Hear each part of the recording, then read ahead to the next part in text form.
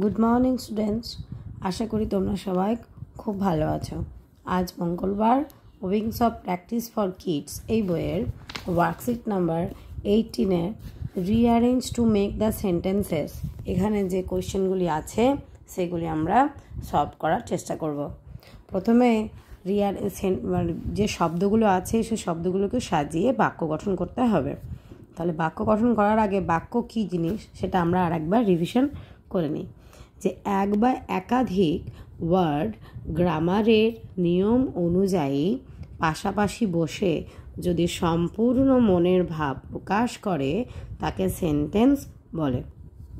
তাহলে সেন্টেন্স হতে গেলে এক বা একাধিক ওয়ার্ড লাগবে, সেগুলি গ্রামারের নিয়ম অনুযায়ী পাশাপাশি বসবে এবং মনের ভাব সম্পূর্ণ প্রকাশ করবে, তাকে বলবে সেন্টেন্স। এটা তোমরা জানো। এই সেন্টেন্স লিখতে গেলে প্রথম শব্দের প্রথম লেটারটি অবশ্যই ক্যাপিটালে লিখতে হবে।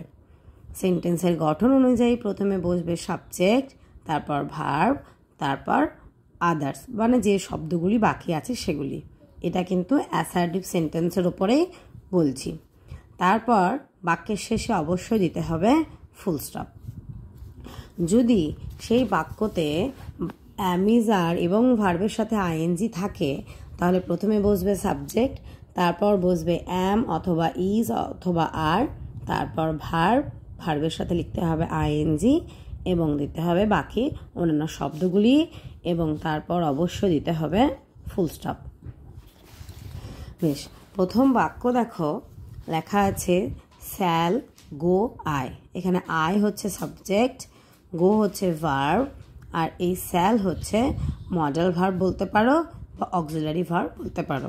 তাই সাজিয়ে হচ্ছে আই শ্যাল গো, মানে আমি যাব। যদি শ্যাল না থাকতো তাহলে হতো আই গো, মানে আমি যাই।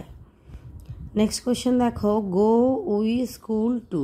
সাজিয়ে লিখলে হবে উই গো টু স্কুল, আমরা যাই বিদ্যালয়ে। এখানে উই হচ্ছে সাবজেক্ট, গো হচ্ছে ভার্ব।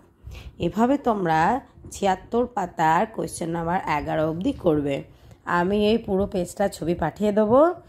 তোমাদের এই বাক্যগুলি করতে আমি যতটুকু পড়া দিলাম, এই প্রথমে হয় সাবজেক্ট, তারপর ভার্ব, তারপর আদার্সগুলি বসবে, নয়তো সাবজেক্টের সঙ্গে অ্যাম অথবা ইজ অথবা আর এবং ভার্বের সাথে আইএনজি দিয়ে অন্য কিছু দিয়ে ফুল স্টপ দেবে।